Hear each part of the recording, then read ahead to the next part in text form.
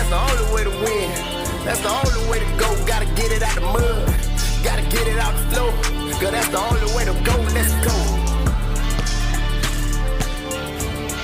Shooting lights out.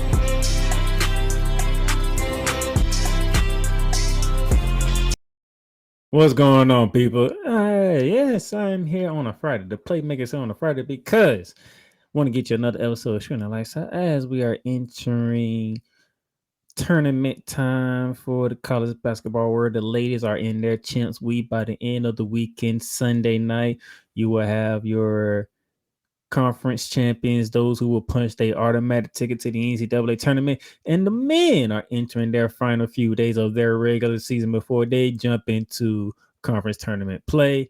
So that's what I'm here to talk about today on this episode on Friday. Hope y'all doing great. Hope y'all getting ready for the weekend.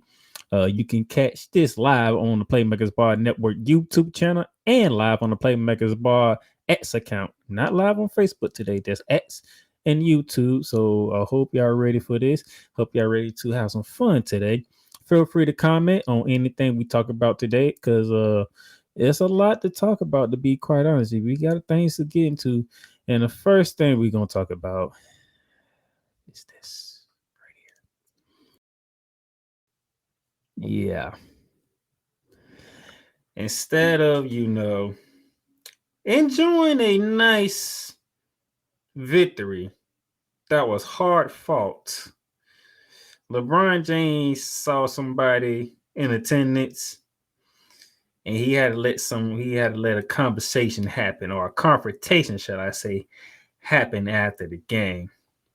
And this is what the morning was talking about today, or the morning shows was talking about this today. After the big win in overtime over the New York Knicks, LeBron James confronted one Stephen A. Smith of ESPN about his son, Bronny James.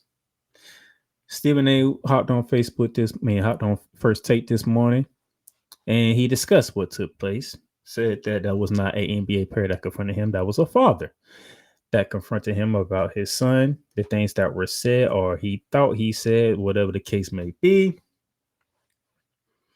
And that Stephen A. is not upset. He's not mad. Doesn't feel any type of way about the confrontation.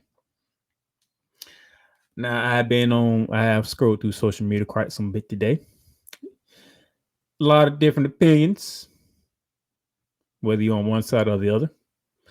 Some people happy that LeBron stepped up and defended his son towards Stephen A. Smith when telling Stephen A. Smith, keep his son out of this. Others are looking at LeBron James like, dude, something is wrong with you. Your son is a professional athlete. He is not absolved from the criticism that comes his way. Which makes this very interesting here because, full disclosure, I am not a parent. I don't have any kids of my own. Could I have some someday? Who knows? I'm going to let God work that out for me, if I'm being honest. Nevertheless, here's what I'm thinking about. Now, LeBron James, one of the most powerful men in sports, some would say. A man who, if he wants to get in touch with anybody personally, he can if he wants to. Your son, Brian James, was drafted all the way back in what? July? The NBA season has been going on for, we started in October, November, December, January, February, March, 5 months. And you decided this is the point in time to confront Stephen A. Smith. Let it be a personal confrontation in front after the game where people are still in attendance, still people are enjoying themselves after a big win. Interesting timing to one think about. Now that I got that in there, LeBron James, you did get your son drafted, didn't you? Not only did you get your son drafted, you got your son drafted to one of the most historic franchises in sports. Not just basketball, but in sports, period. The Los Angeles Lakers. So what do you feel about how Stephen A. talk about your son? How, let's say, Kyle Cowherd talks about your son? Jay Billis, Charles Barkley, Shaquille O'Neal, Kenny Jet Smith, Candace Parker. Who other people I can throw out there? Kendrick Perkins. Anybody. Here's the thing. You brought him into this. You got him drafted to the Lakers with the 55th overall pick.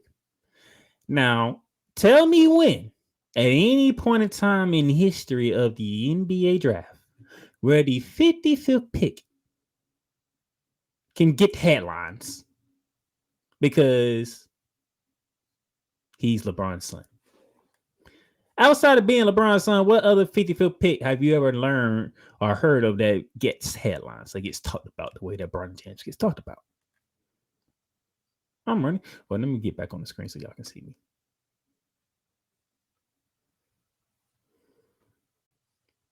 I'm just wondering. I'm just wondering. Y'all tell me. LeBron James' son was drafted 55th. Nobody that I can think of off the top of my head, even if I do research, I don't think I'll find anybody that was worth talking about. Who was the 55th pick? So you got your son drafted in 55th, right? Knowing what was coming, because you're LeBron James, you know what was coming. The Stephen A. said what was coming way before it actually came. He sat there and said, once Bronny James enters the draft and he gets picked, here come the critics. Here come the criticism. Here come the skeptics. He got picked, and it happened to be the Lakers, and look what happened. The criticism, the critics, the skepticism all started to come. Why? Because now Bronny James has entered the professional realm. He signed to the Los Angeles Lakers. He is a professional NBA player. Now, his time in the NBA has been sucky, has been terrible, has been awful. Okay. Now, down in G League, he doing his thing. Last time I looked up Bronny James, because I really don't pay attention, because I really can care less at this moment in time. Not to be harsh or anything. But last time I checked, Bronny James was doing his thing down in the G League. Last time I checked, I think he had a career night. I think he had like 36 points in one of them games. But as far as doing as a professional Los Angeles Laker this season, he's only played 4.2 minutes. I mean, he only played in one game, actually, to be quite honest. No, he didn't play that many games. So he's 4.2 minutes a game, 1.4 points per game, shooting 25.8 from the field, 0.4 rebounds a game, 0.4 assists per game. I mean,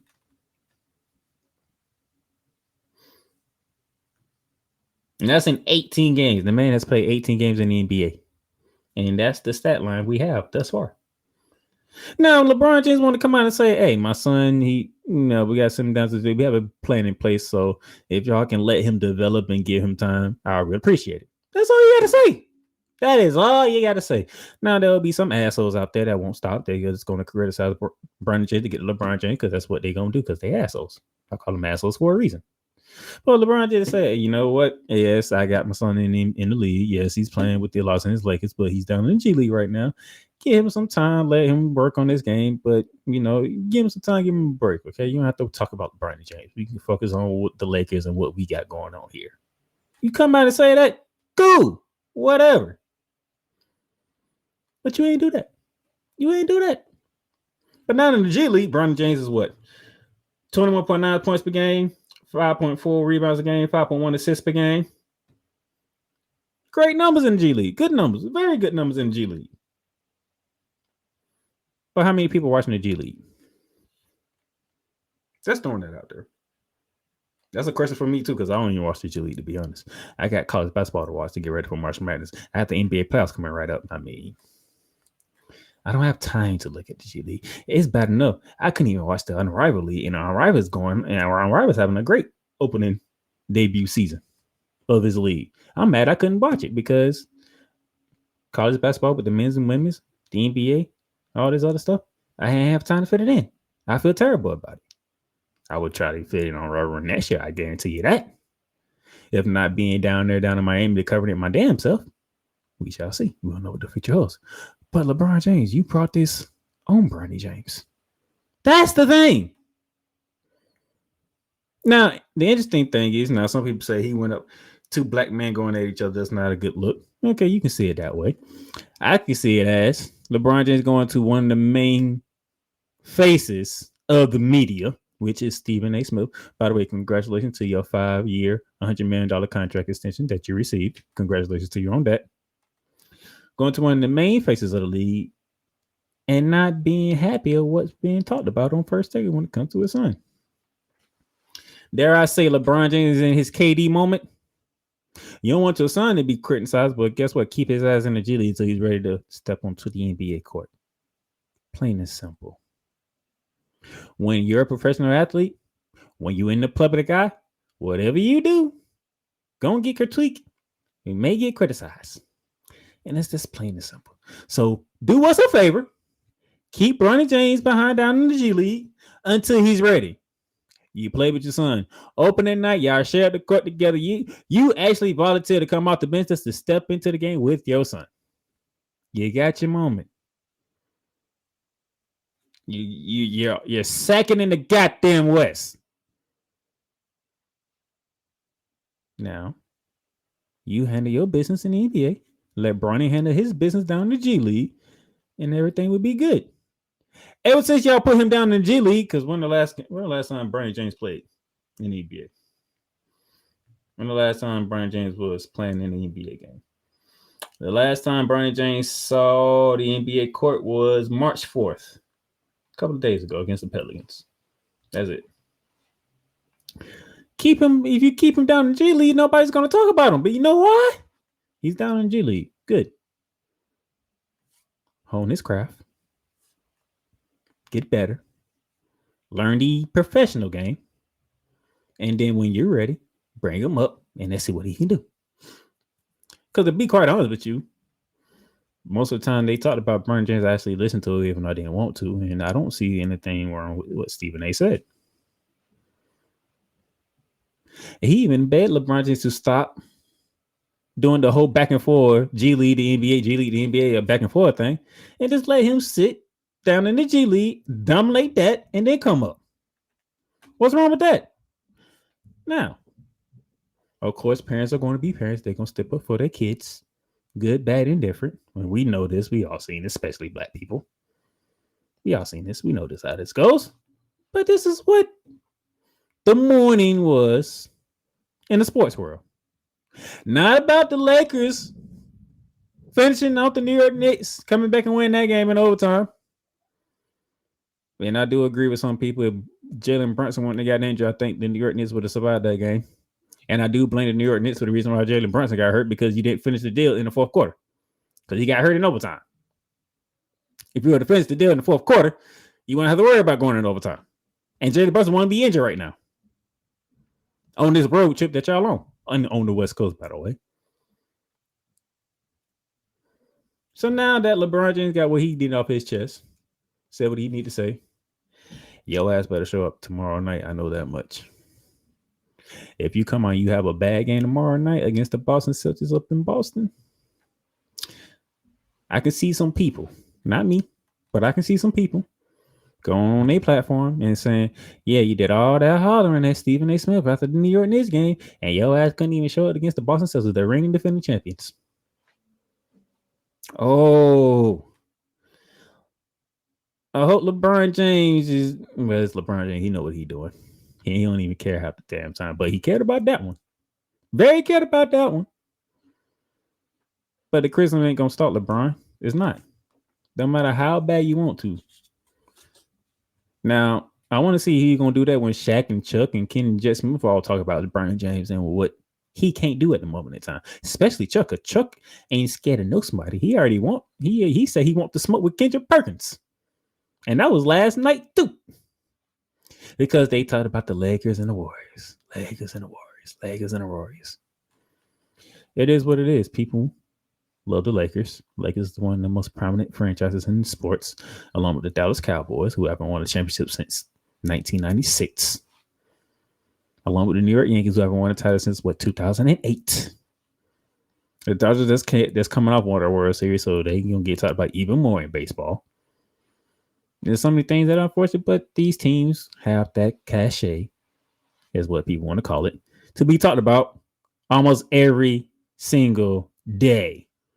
Look at it. It's a Laker game we're talking about here. And we ain't even talking about the game. We're talking about the person, the face of the damn team, which is LeBron James confronting a media member because about Bronny James.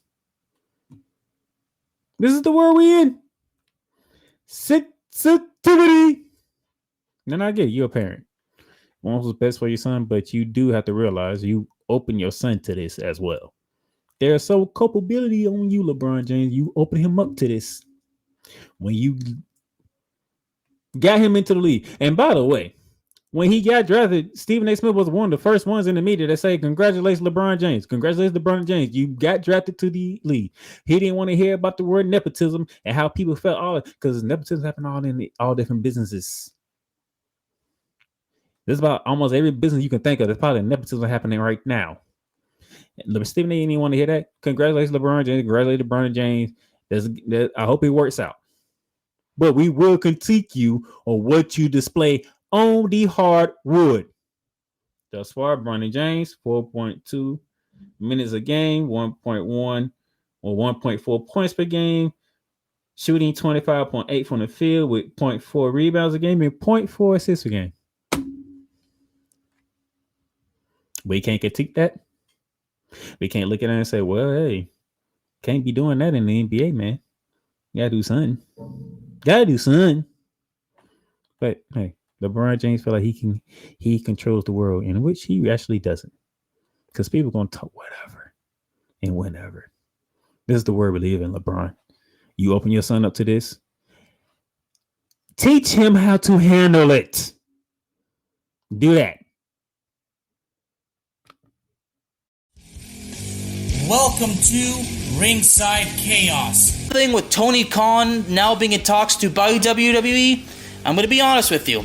I spoke to this with Ricky Litwinkowicz, aka the Master of Mayhem, and he honestly believes that me talking about Tony Khan buying WWE is basically I'm kind of wasting my time because Ricky believes it's never going to happen.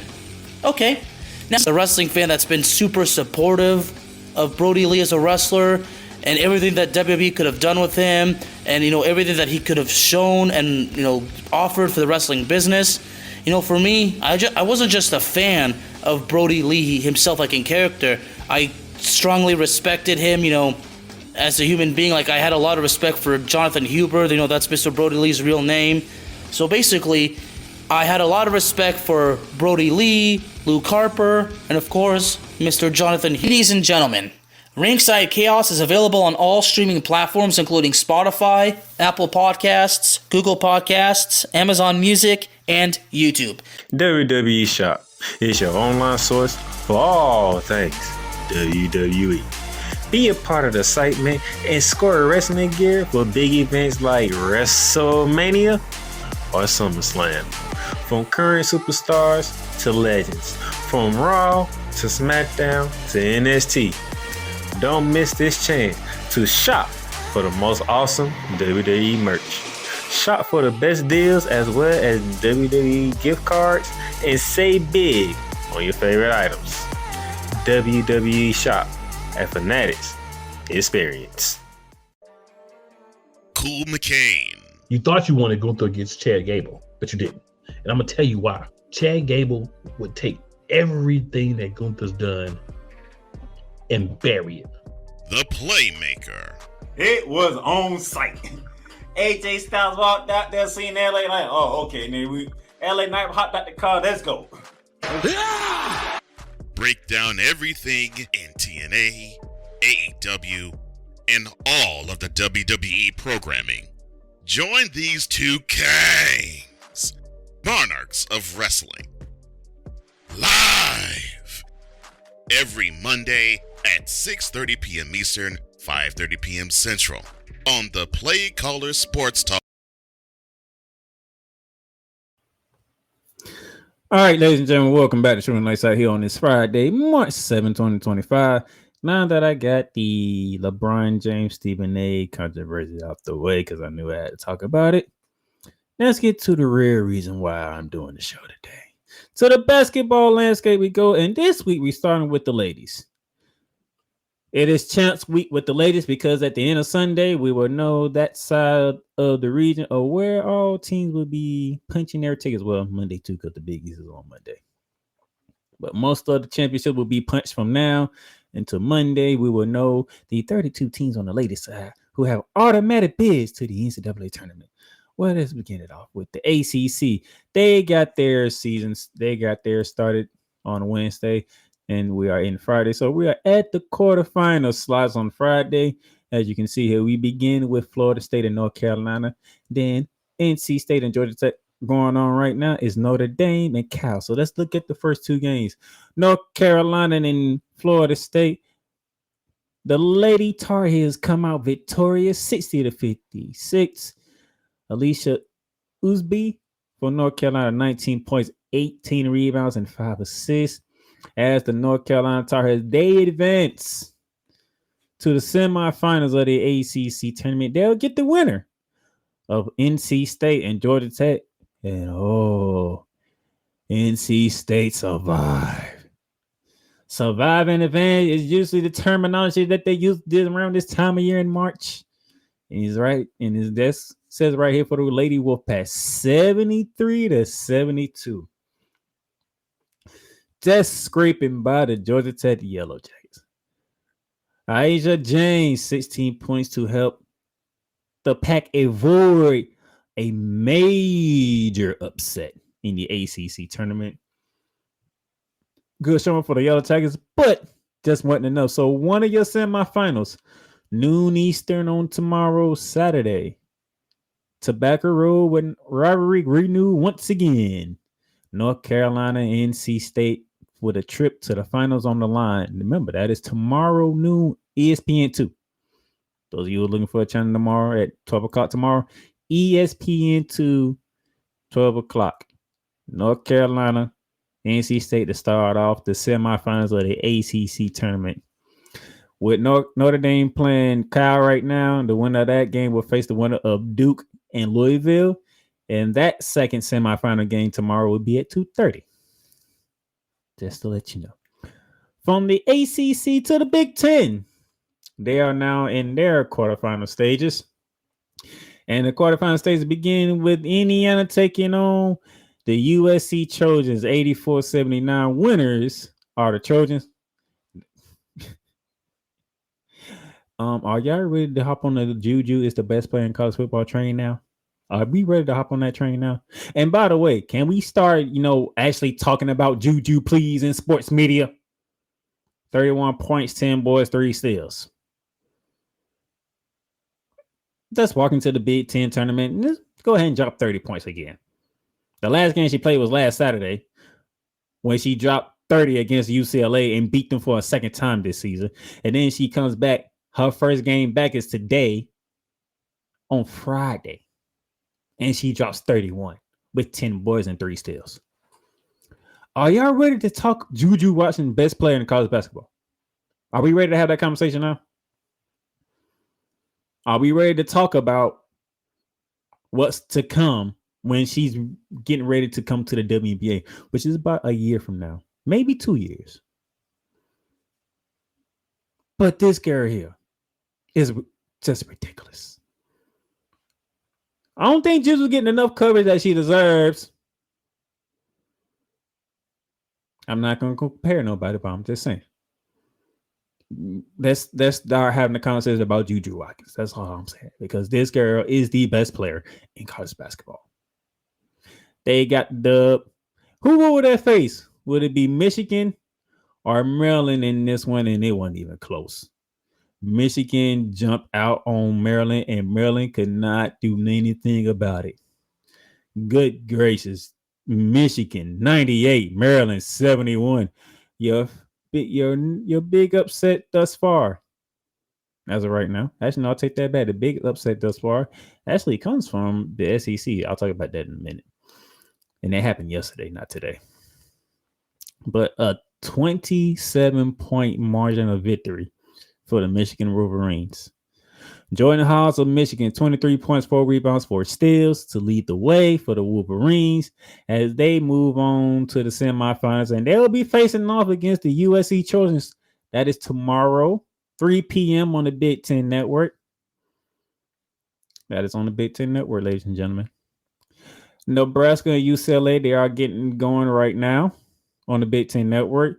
That'll be followed by Iowa, Ohio State later on tonight. And the winners of those two games, they'll face off at 5:30 on the Big Ten Network for the other semifinal game. From the Big Ten, let's go to the Big 12. The Big 12 has some things going on. And thank you for the Big 12. They actually gave me a nice little flyer to show what was going on today. So the first two games that were played, that was Kansas State versus West Virginia and Colorado versus TCU. Was about to come up in about a good hour from now. Iowa State versus Baylor. Then the nightcap at 9 p.m. will be Texas Tech and Ohio State. First game on the docket was K-State and West Virginia. And the West Virginia got the 4-point victory, 73-69. Back and forth game. K-State dropped out to a 10-point lead, and West Virginia came back fighting back and was able to take this one down. JJ Cornley, 24 points. She was 9 from 18 from the field. 50% shooting to lead the Lady Mountaineers in a good win to get them to the semifinals of the Big 12 tournament. They'll be seeing the winner of other number 9, the 9th seed, the Colorado Buffaloes, or the 1 seed, the TCU Horned Frogs. And it will be the Horned Frogs. 69-62 win over Colorado. Haley Van Lith. 24 points, 3 rebounds, 3 assists, and 2 steals. This is the Haley Van Lith that I wanted to see when she was at LSU. But other factors played into it. The type of team LSU is. You talking about Fly J. Johnson. You talking about Anissa Amaro. You talking about Michaela Williams. Angel Reese was still there at the moment in time. A lot of star power on that team. So they couldn't really find a spot for her. But this is where she needed to be. She's now the Louisville Haley Van Lith that TCU has. She's back to being the star of the team. She's back to being the face of the team because she's now out here doing things.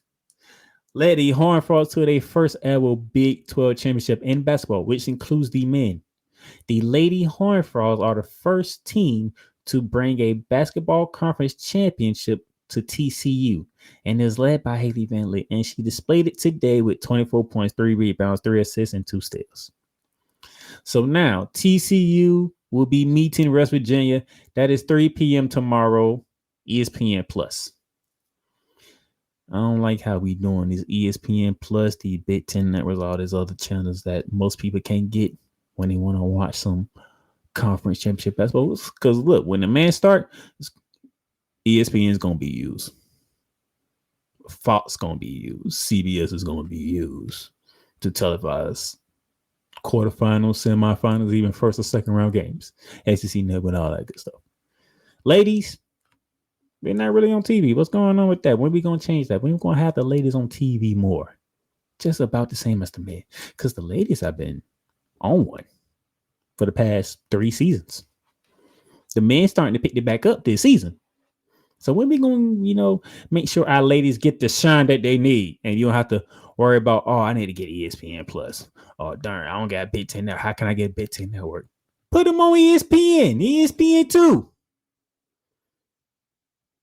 You got True TV, you got TBS, you got FS1, you got all these different channels, but you don't want to display the women's tournament like you should. Because if you had ESPN Plus, you got to see Haley Van Lake do her thing against Colorado. If you didn't have ESPN Plus, you just had to wait until the game was over. Terrible. That's terrible. But now, tipping off right now is number 7 Iowa State and number 2 Baylor. And the winner of that game would take on the winner of 14 seeded Texas Tech and 3 seeded Oklahoma State. That game would tip off, the semifinals would tip off of that game would be 5:30 on the ESPN Plus after TCU and West Virginia. That is the Big 12. And from the Big 12, they led to the last but not least of the Power 4, the SEC. As you can see here, the quarterfinals were set. Vanderbilt going against South Carolina after their upset win over Tennessee, to some people's belief. But if you think about it, Vanderbilt was the 8th seed. Tennessee was just a higher ranked seed. So Vanderbilt had a better SEC record than the Volunteers. Oklahoma and Kentucky got together. Going on right now, it is the 7th seeded Ole Miss Rebels going against the 2nd seeded Texas Longhorns. And then later on tonight, the Lady Gators will take on the LSU Tigers when coming off the biggest upset of the tournament thus far. When the Florida Gators, the Lady Gators, knocked off the Alabama Crimson Tide last night. Man, interesting. Very interesting. But the first 2 games at the top started first, and that would be the number 1 seeded in the Southeastern Conference, the South Carolina Gamecocks, 84-63. Do not be fooled, ladies and gentlemen. I'll tell you right now, do not be fooled by the fact that South Carolina won by 21. I'm going to tell you how they won by 21. Because the Vanderbilt Commodores, they came all the way back. They came all the way back and they trimmed it down to a 5-point game. I'm going to get to it right now. I'm going to show you. The game was 63-68 at the 3:58 mark, meaning the 4-minute time media timeout came into play, or TV timeout, however you want to put it. That's what it was at, with less than 4 minutes to go. And then from that point, South Carolina went on the 16-0 run. From 68-63, South Carolina, to your final score of 84-63. A 16-0 run in the final 4 minutes by South Carolina. Good Lord. Whatever Don Staley said at that time out, them girls came out firing. And that was all she wrote from that point forward. Chloe Kitts for South Carolina, 25 points, 12 on 14 from the field with 10 rebounds. She's been on one as of late. She came back off a triple-double in their final game of the season. She was on. Kitts has been on one lately. I'm not going to hold you. She's been on one. Got to be impressed with it because she's been doing her thing. And you got to love that. It's interesting how you look at it. Because at this team with South Carolina on the downstate, they don't have the star power. We know about Raven. We know about Raven Johnson. We know about Ted Johnson. We know about Tahina Pow. Chloe Kitts has started making a name for herself, but they don't have that star power. You know, you had Aja Wilson at one point. You had Aaliyah Boston at one point. Then you had Camila Cardoza. This year, you don't have that star power. So it's interesting to see how this team goes through because no matter how South Carolina looks in this tournament, correct? They're going to remember that you lost to Texas and Austin. They're going to remember the ass whooping that UConn gave you in Columbia, by the way. They're going to remember that. They are going to remember that ass whooping. All right. So, but Don Staley is one of the greatest coaches in college in women's college basketball today, along with Junior Auriemma. So we'll see how this goes going forward. But they did handle business and get past Vanderbilt today. Who are they facing in the semifinals? That would be the Oklahoma Sooners.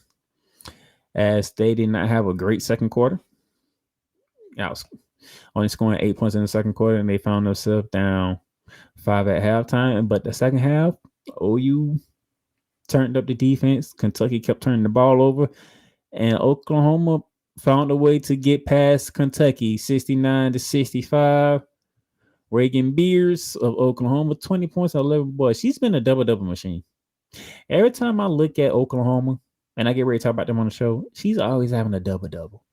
I want to know how many double-doubles she has. That'd be my whole assignment before Monday. See how many double-doubles this woman has during this season. Because every time I turn around, she has a double-double. She might be leading the nation in double-doubles this season. I could be wrong. I've been wrong before.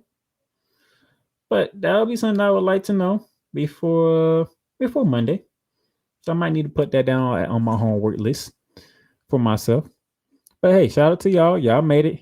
And now you get to see the South Carolina game because no one see tomorrow. Let's see. Do we have a time for that? That would be 4:30 p.m. on the ESPN2.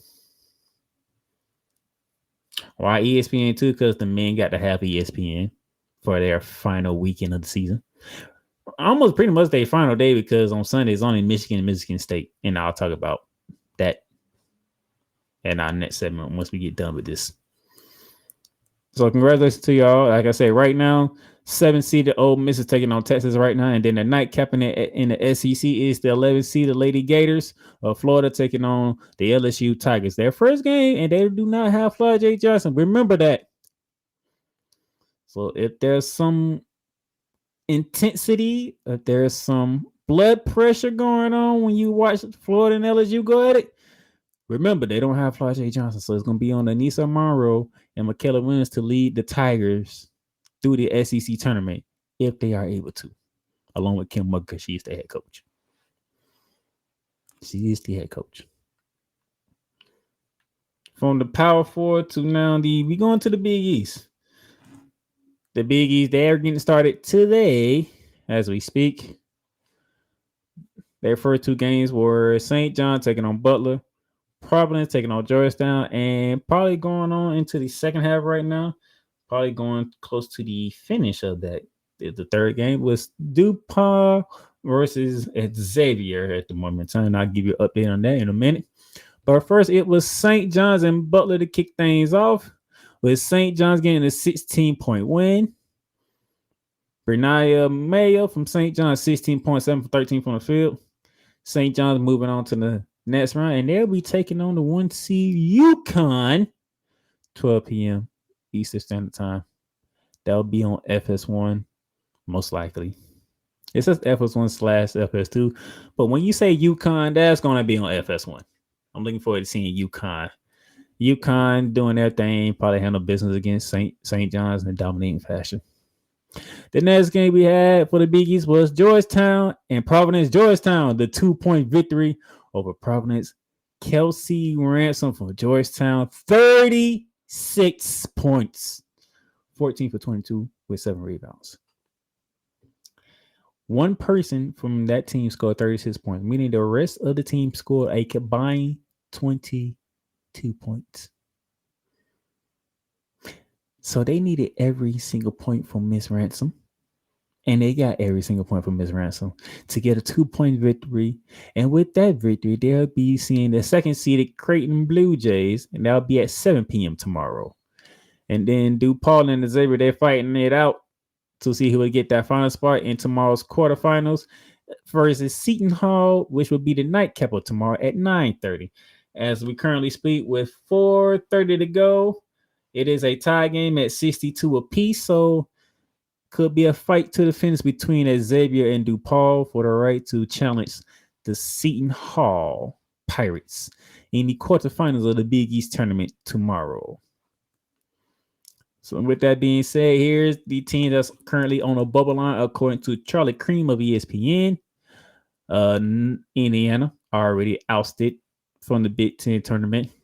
Nebraska is playing right now against UCLA. Oregon already ousted from the Big Ten tournament. Those are you, and then Iowa State, they're playing right now in the Big 12 tournament. So those are your last 4 buys right now. How would being early exits between Indiana and Oregon hurt them? Your last 4 ends. Washington, early exit in the Big Ten tournament. Virginia Tech, early exit in the ACC tournament. How would that hurt them? when Selection Sunday gets around, especially if Florida continues on this run. If Florida knocks off LSU tonight, there's a possibility that the Lady Gators might make the tournament. Coming off knocking off Alabama, and you knock off a top 7 team in LSU, even though they don't have Fly J Johnson, could be some interesting things. This is where the madness comes in at. The madness really starts in conference tournament because teams that didn't do really good throughout the entire season all of a sudden start winning games. And it's like, holy crap, where did this come from? This is what the Lady Gators could be on. But LSU can snuff all that out tonight. Minnesota was an early exit in the Big Ten tournament. Arizona was an early exit in the Big 12 tournament. Marquette, George Mason, Seton Hall, they all play tonight. We'll see what happens. But so far, those teams in the Power Four, some of them already took early exits in the big tournament. Got to be tough. And don't worry, championship Sunday will be upon us this weekend as the ACC, the Big 12, the Big 10, and the SEC will all crown champions on Sunday. You'll begin at 1 p.m. on ESPN with the ACC championship. Then the SEC championship at 3, followed by the Big 10 championship going on CBS. Back to ESPN at 5 for the Big 12 championship. And then at 7 p.m. on Monday, March 10th, is the Big East championship game. So this weekend and Monday, you'll start seeing champions being crowned on the ladies' side. Tickets punch to March Madness. What a time to be alive, because it is the month of March. And tickets will be punched this weekend. That's the ladies' side. What about the men's side? Well, the men, they're going to their final week. Their final days, should I say, of the regular season. And we'll talk about it after this commercial break. Everything Boston. I love you morons. New Kids on the Block, New Edition. Dear whatever the law firm is. Sincerely, the U.S. Supreme Court. Ben Affleck, Matt Damon. Go yourself again, Jason Whitlock.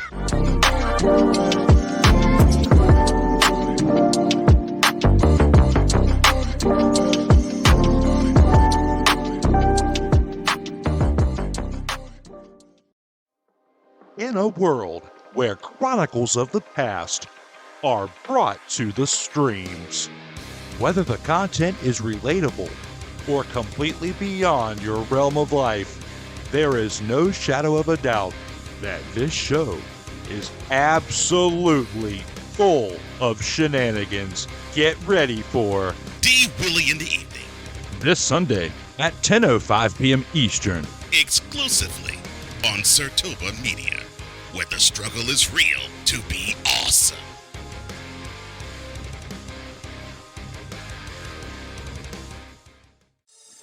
Shop hats and official sports gear at Liz. Liz is the leader and #1 destination for hats, gears, and everything that moves you, making it the perfect shop for fans to find official sports hats, merchandise, and gear. Represent your team, your town, and your style with a snapback adjustable fitted hat or beanie from thousands of college and pro teams.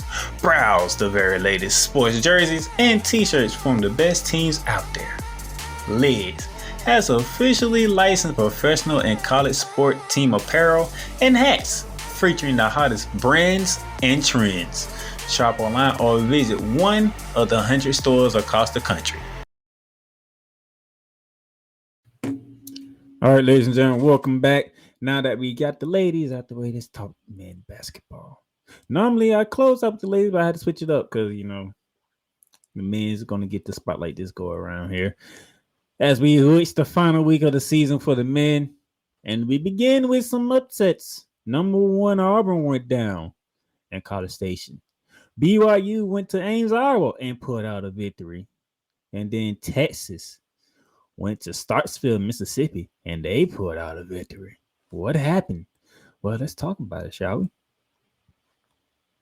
#1 goes down as the 22nd ranked Aggies upset #1 Auburn 83-72.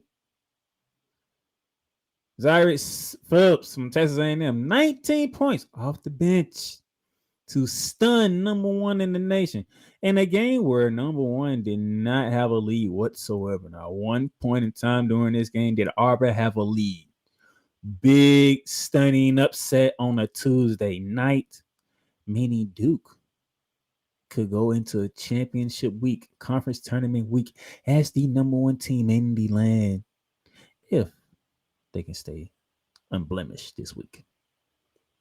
But what a way to start. Auburn goes down. And that wasn't just the beginning. BYU goes to Ames, Iowa, and takes down number 10, the Iowa State Cyclones, 88-85 in double overtime. Richie Saunders from BYU, 23 points, 6 rebounds. What a game. Double OT, the back and forth, you take this lead, I take this lead. We're fighting it back and forth. What a game in Ames, Iowa. Man, this is why people love when the calendar turns to March when it comes to basketball. This is why you get games like this to close out the regular season, going into conference tournament season, and then from conference tournament season, you into the NCAA tournament. These are the type of games people love because it's March. But we weren't done with Upset Tuesday because the Longhorns, the Texas Longhorns, went to Starksburg, Mississippi, and took down the Mississippi State Bulldogs 87-82 in overtime.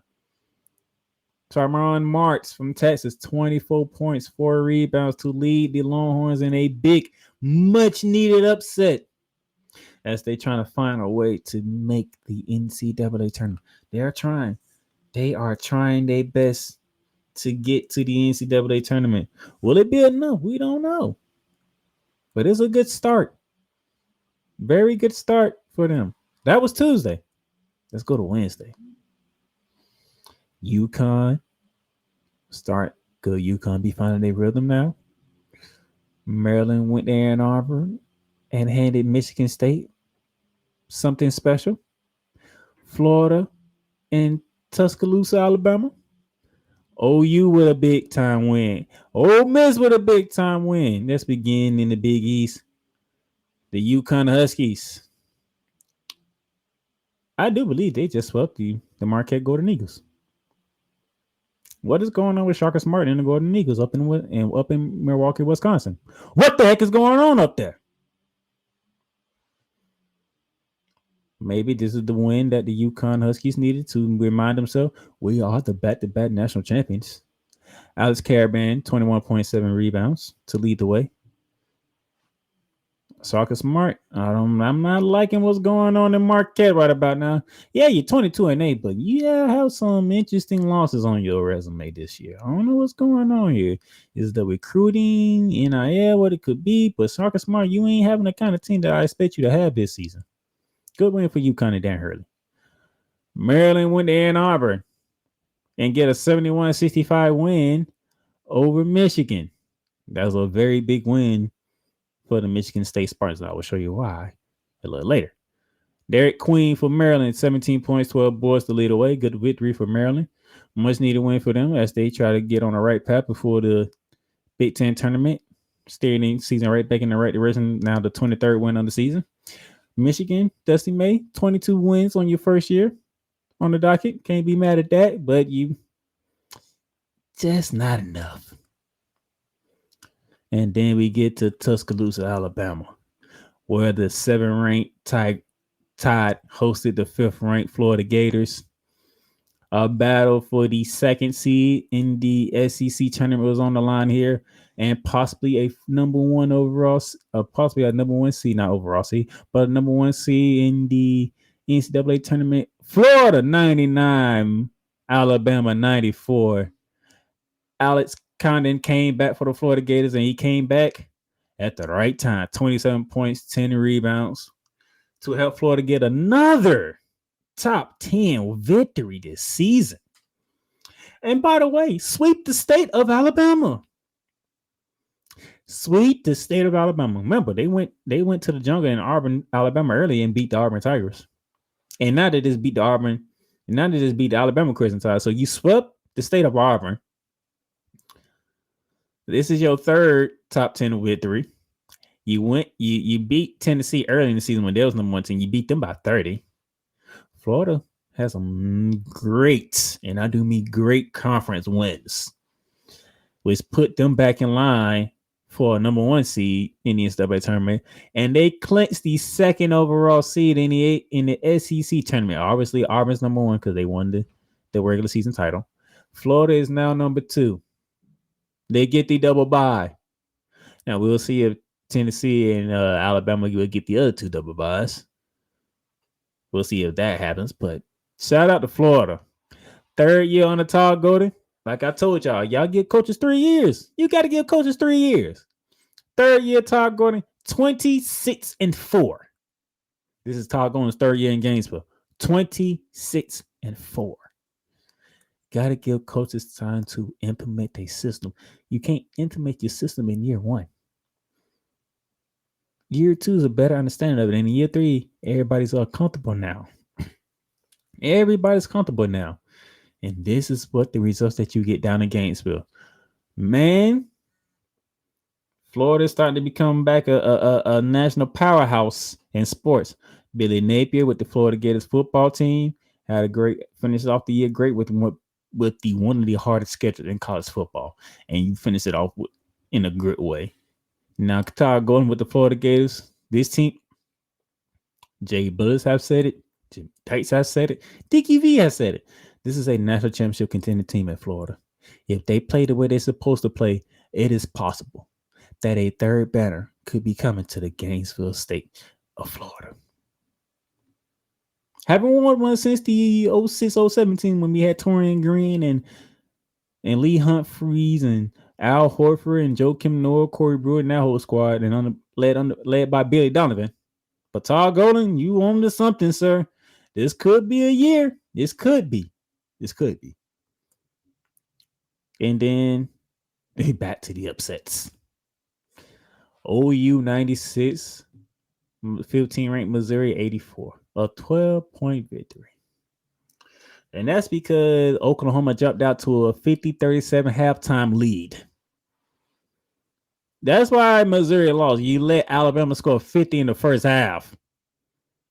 Jeremiah Fears, 31 points, 12 from 12 on the free throw line. 4 rebounds and 5 assists. Y'all sit this man to the line 12 times and he hit all 12 free throws. Literally, trouble his points came from the free throw line. This is what happens with a team like Missouri. They can beat anybody in the country when they really want to, and they can get beat by anybody in the country when they really want to. Excuse me.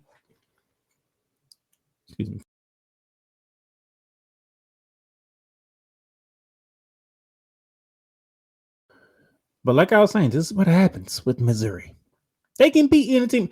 Hell, they went to Gainesville and knocked out Florida. Matter of fact, Missouri was the first team to hand Florida a loss of the entire season. All of Florida's losses came in conference, to be honest. They went undefeated in conference play. I don't remember the last time Florida was undefeated in conference play. But my point is, when I say Missouri can beat anybody in the country, they went to Gainesville, Florida, and they was the first team to hang an L on the Florida Gators. That's why I mean Missouri can beat anybody.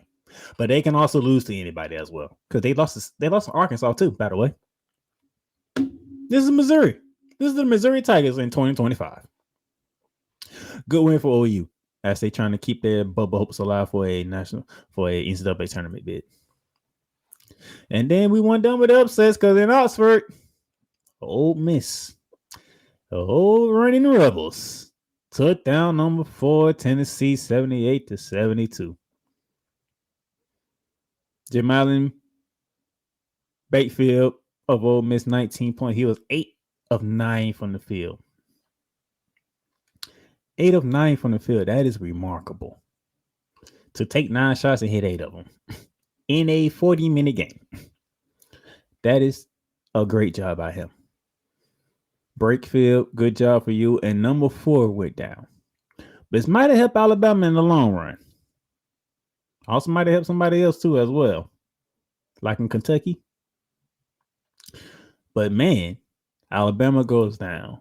Auburn goes down. Tennessee goes down. As you get close to the end of the season, you want to get the upsets. Man, that was not a good feeling. Definitely not a good feeling. That was all Wednesday. Then yesterday we had one game to think about yesterday.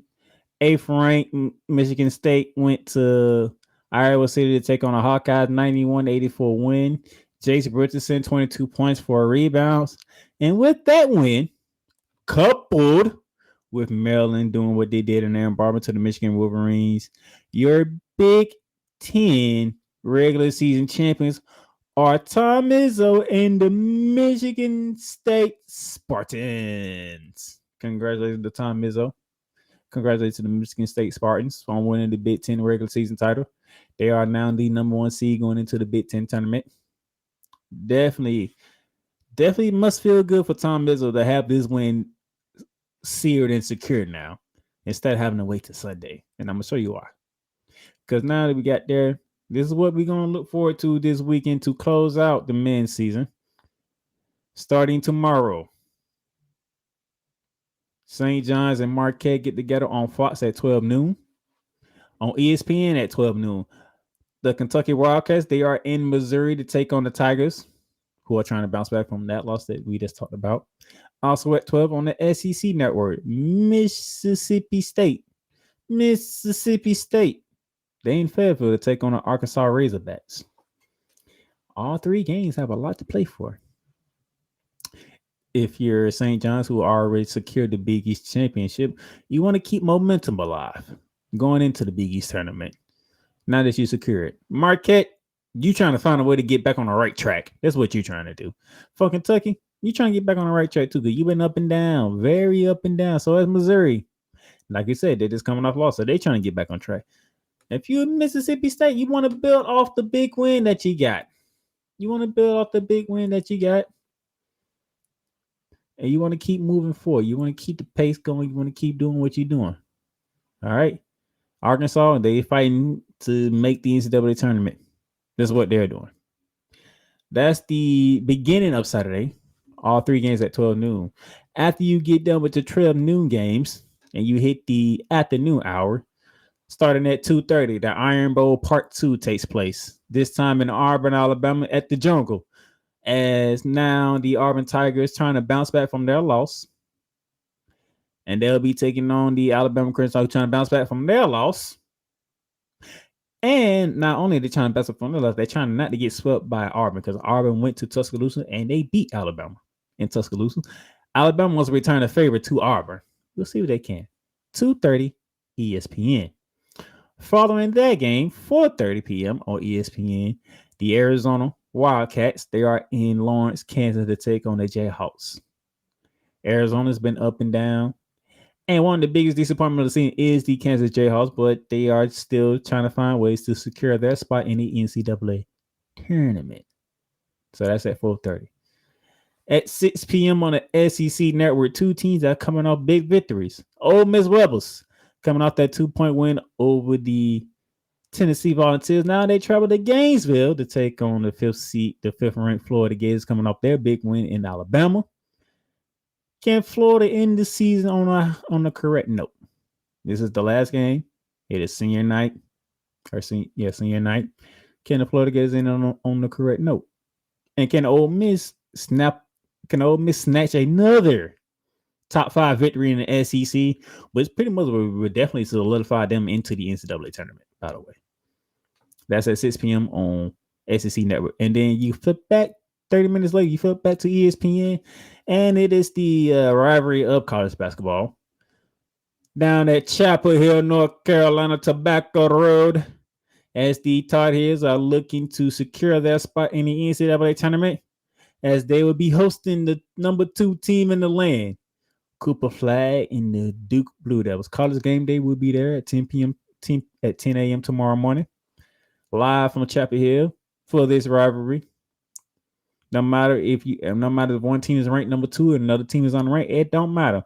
When it comes to Duke and Carolina, it's gonna be an interesting game to watch, because these games usually come down to a last possession type game.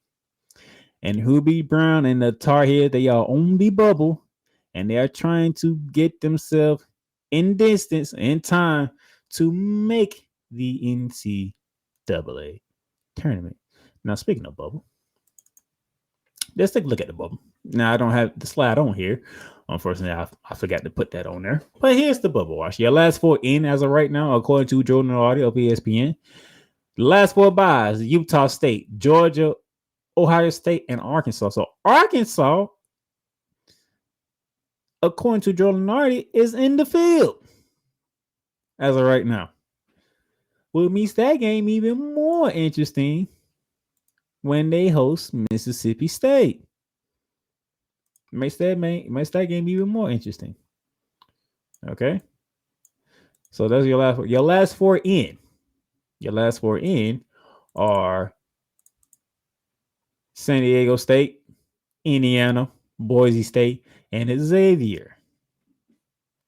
Interesting things there, but we'll see if any one of these 4 teams can keep their spots.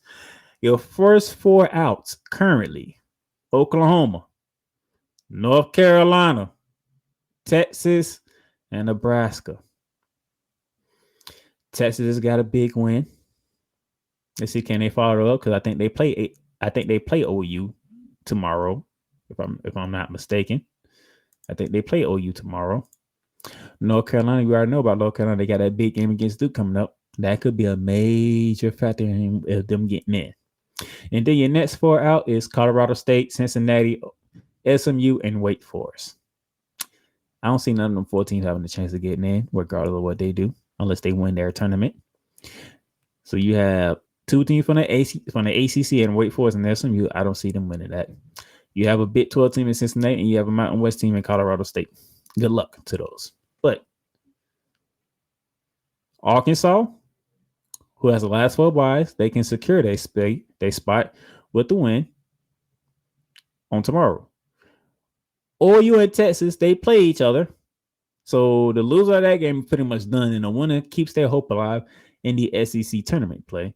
North Carolina, they play Duke. That says all you need to say right there. All right. So and then Sunday, you have Michigan versus Michigan State. Michigan State already clinched the Big Ten title, so they're already the number 1 seed. Michigan would be the number 2 seed. So it'll be a fun way to end that season with that rivalry on Sunday. That is on CBS. And then we get to conference tournament play. The ACC get it started on March 11th through the 14th in Charlotte, North Carolina. You have the Big East also starting on March 11th through the 15th in New York City, Madison Square Garden. And then March 12th, the American Conference start on March 12th to March 16th, going into Selection Sunday at Fort Worth, Texas. The Big 12 begins on March 12th through the 15th in Kansas City, Missouri. The Big 10 begins on March 12th through the 16th in Indianapolis, Indiana. And the SEC begins on March 12th through the 16th in Nashville, Tennessee. And that will do it for today's episode of Shooting the Lights Out. Thank y'all for tuning in. Remember, you can catch Shooting the Lights Out on Spotify, Apple Podcasts, Amazon Music, iHeartRadio, Pandora, and wherever else you get your podcasts. Go ahead, comment on the YouTube channel if you're watching on the YouTube channel. Comment if you're watching on the X account right now. Comment, follow the page, follow the brand as we continue to build more and more going on right now. And thank you for tuning in. Enjoy your weekend. Enjoy college basketball. Enjoy the ladies' championship week. Enjoy the final days of the men's regular season. And then we're going to keep on rolling to March Madness, the NCAA tournament. For the Playmaker, I'm out of here. Deuces. You've done good. You've done great. But you can't stop here. You can't stop now. You gotta keep going. Through all your trials and your tribulations, you gotta keep pushing. Now, finish your canvas. Yeah, gotta get it out the mud, that's the only way to win. Who am I to point the finger like I never ever seen? Been through the ups and downs like the letter N. They don't let you through the door, better kick that again. Cause that's the only way to win. That's the only way to go. Gotta get it out the mud. Gotta get it out the flow. Cause that's the only way to go. Let's go. Thank you for tuning in to today's episode. If you want to follow the podcast, you can follow it on all streaming platforms, including Apple Podcasts, Google Podcasts, Spotify, Stitcher, and a whole lot more. This has been Shooting the Lights Out. Masterpiece.